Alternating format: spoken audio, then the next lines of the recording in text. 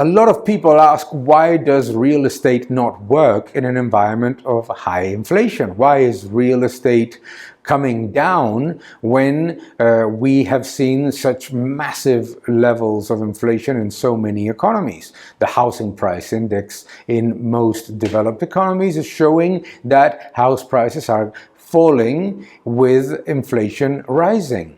The most important factor is liquidity.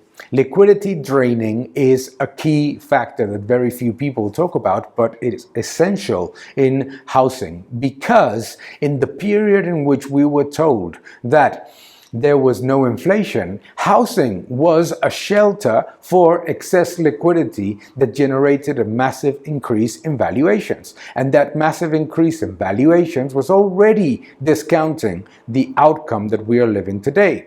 So, liquidity drain, which is going to be phenomenal in the next years, is something that we need to take into account when looking at real estate. There's going to be about $5 trillion of balance sheet reduction from central banks, plus $2.5 trillion of deficit spending from governments. All of that means less liquidity for the private sector, and certainly less liquidity driven to relatively scarce assets. This does not mean that real estate as an asset class is going to work all the time. However, what it does mean is that there will be pockets of value in which there are a number of things that are not as negative. The things that we need to look at first is obviously leverage. Areas where there's a lot of leverage and at the same time weakening of demand are likely to see higher price falls.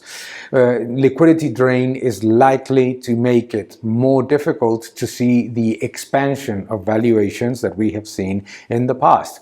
But at the same time, we need to look at the difference between available stock and demand. If demand is moderating, even slowly, but the available stock is rising fast, that can generate a significant price reduction.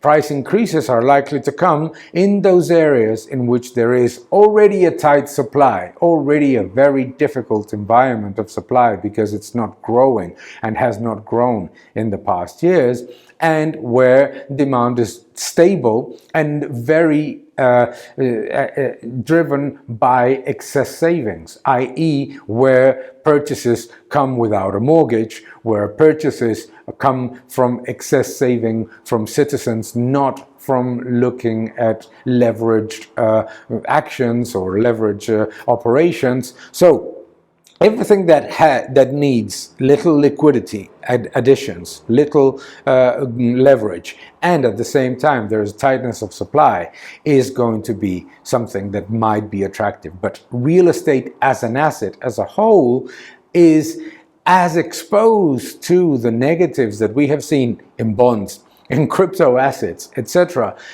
to the liquidity drain as equities, bonds, private equity, etc. Because ultimately, liquidity draining and rising interest rates means lower valuations, lower levels of valuations relative to prior levels. Not necessarily with a collapse of demand, but certainly because of a collapse in liquidity. So pay attention to it.